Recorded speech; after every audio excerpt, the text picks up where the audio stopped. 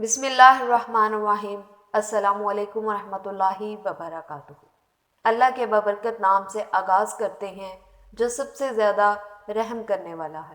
اور درود و سلام ہو محمد مصطفیٰ صلی اللہ علیہ وآلہ وسلم پر، جو آخری نبی ہیں اور جن کی زندگی قرآن پاک کی عملی تفسیر ہے۔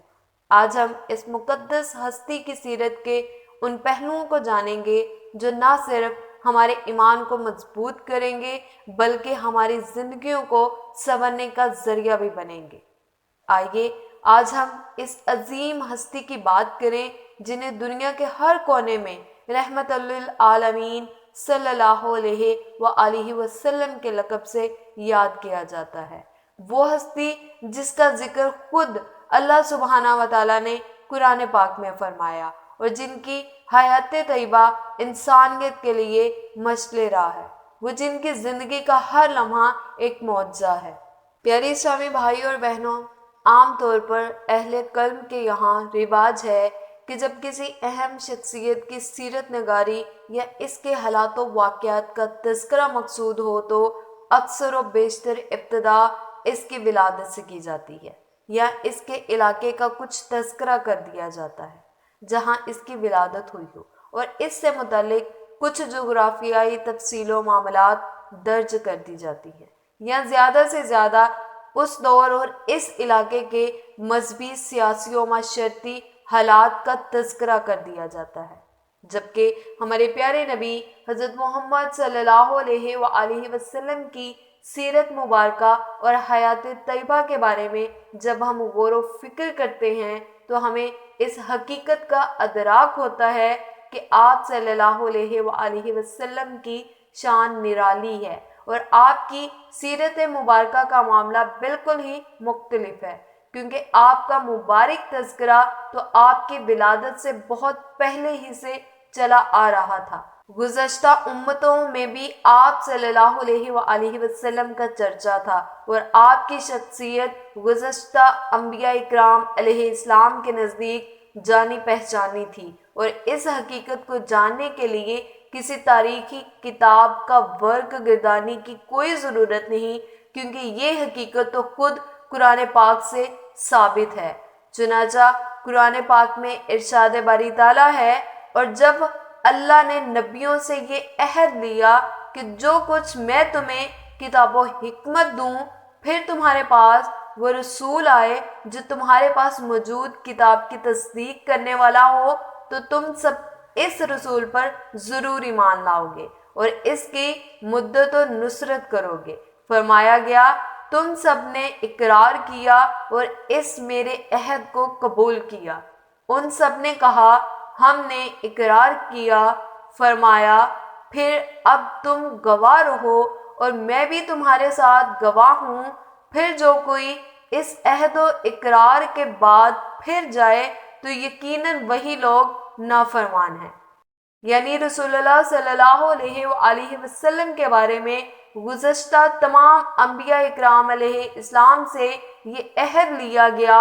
کہ اگر ان کے دور میں آپ صلی اللہ علیہ وآلہ وسلم کا ظہور ہو گیا تو وہ اپنی نبوت چھوڑ کر آپ پر ایمان لائیں گے اور آپ ہی کا اتباع کریں گے۔ اسی طرح اللہ کے جلیل القدر پیغمبر حضرت ابراہیم علیہ السلام اور ان کے فرزند جلیل حضرت اسماعیل علیہ السلام جب اللہ سبحانہ وتعالیٰ کے حکم کی تعمیل میں دونوں تعمیر کعبہ میں مشغول تھے، حضرت ابراہیم علیہ السلام نے اللہ رب العزت سے دعا و منجات کے دوران یہ دعا بھی مانگی،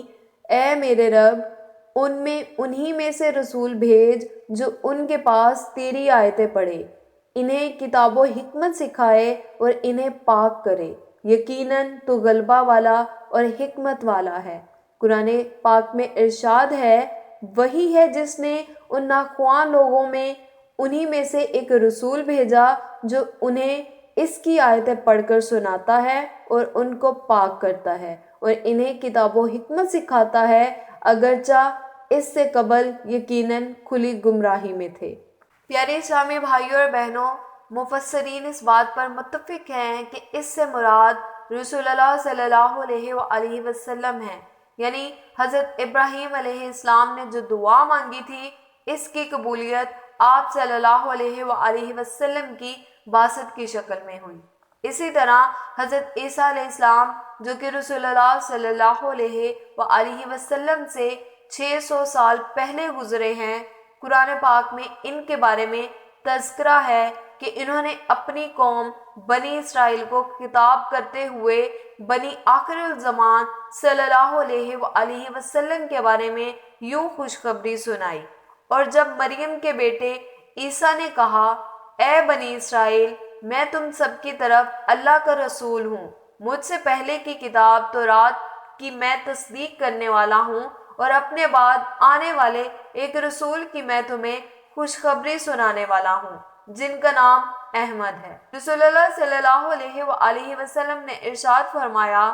میں اللہ سبحانہ تعالیٰ کے ہاں اس وقت سے خاتم النبیین لکھا ہوا ہوں کہ جب آدم علیہ السلام کا خمیر تیار ہو رہا تھا، یعنی آپ صلی اللہ علیہ وآلہ وسلم عالم الہی میں ازل سے ہی خاتم النبیین تھے، جبکہ حضرت آدم علیہ السلام اس وقت تخلیقی مراحل میں تھے۔ رسول اللہ صلی اللہ علیہ وآلہ وسلم کا تذکرہ چونکہ سابقہ کتب سماویہ میں موجود تھا، اس لیے اہل کتاب آپ صلی اللہ علیہ وآلہ وسلم کی بعثت و رسالت سے بخوبی واقف تھے، اور آپ صلی اللہ علیہ وآلہ وسلم کی شخصیت ان کے نزدیک خوب جانی پہچانی تھی۔ قرآن پاک میں متعدد مقامات پر اس بات کا تذکرہ موجود ہے، ارشاد ربانی ہے، اور جب اللہ کی طرف سے ایک کتاب قرآن پاک ان کے پاس آئی جو تصدیق کرتی ہے اس کتاب تورات کی جو ان کے پاس تھی، حالانکہ پہلے یہ خود اس کے ذریعے کافروں پر فتح چاہتے تھے، اور جب وہ چیز آ گئی تو باوجود اس کو پہچان لینے کے اس کا انکار کرنے لگے،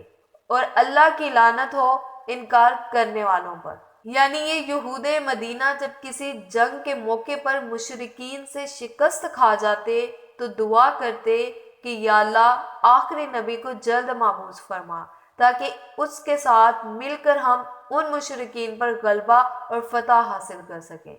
یعنی رسول اللہ صلی اللہ علیہ وآلہ وسلم کی بعثت ان کے علم میں تھی اور اس چیز سے خوب واقف تھے، مگر اس کے باوجود محض حسد کی وجہ سے انہوں نے کفر کیا۔ اسی طرح قرآن پاک میں ارشاد ہے، جنہیں ہم نے کتاب دی ہے وہ تو اسے یعنی کہ رسول اللہ صلی اللہ علیہ وآلہ وسلم کو ایسے پہچانتے ہیں جیسے وہ اپنے بچوں کو پہچانتے ہیں۔ ان کی ایک جماعت حق کو پہچان کر پھر اس سے چھپاتی ہے، یعنی رسول اللہ صلی اللہ علیہ وآلہ وسلم کی شخصیت اور آپ کی حقانیت و صداقت ان اہل کتاب کے ہاں اس قدر معروف اور یقینی تھی، اور وہ اس طرح آپ صلی اللہ علیہ وآلہ وسلم کو جانتے اور پہچانتے تھے کہ جس طرح بغیر کسی شک و شبہ کے خود اپنے بچوں کو جانتے اور پہچانتے تھے۔ اسی طرح قرآن پاک میں ارشاد ہے، یعنی یہ اہل کتاب رسول اللہ صلی اللہ علیہ وآلہ وسلم کا تذکرہ اپنے پاس تورات اور انجیل میں لکھا ہوا پاتے ہیں۔ آخر میں اللہ سبحانہ تعالیٰ سے دعا ہے کہ اللہ پاک ہمیں نبی پاک صلی اللہ علیہ وآلہ وسلم کی سیرت کو سمجھنے اور اس پر عمل کرنے کی توفیق عطا فرمائے۔ یا اللہ ہمیں آپ کے حبیب حضرت محمد صلی اللہ علیہ وآلہ وسلم کی سنتوں کو اپنانے والا بنا دے، اور ہماری زندگیوں میں وہ روشنی اور برکت عطا فرما جو آپ کے پیارے محبوب حضرت محمد صلی اللہ علیہ وآلہ وسلم کی تعلیمات میں چھپی ہوئی ہے۔ اے اللہ ہمارے دلوں میں محبت رسول اللہ صلی اللہ علیہ وآلہ وسلم کو مضبوط کر دے، اور ہمیں روز قیامت نبی پاک صلی اللہ علیہ وآلہ وسلم کی شفاعت نصیب فرما، آمین یا رب العالمین۔ امید ہے کہ آپ کو یہ ویڈیو پسند آئی ہوگی۔ ویڈیو کو دیکھنے کا بہت بہت شکریہ۔ مزید ویڈیوز کے لیے ہمارے چینل کو سبسکرائب کر دیں اور اپنے تاثرات ضرور بتائیے گا۔ السلام علیکم ورحمۃ اللہ وبرکاتہ۔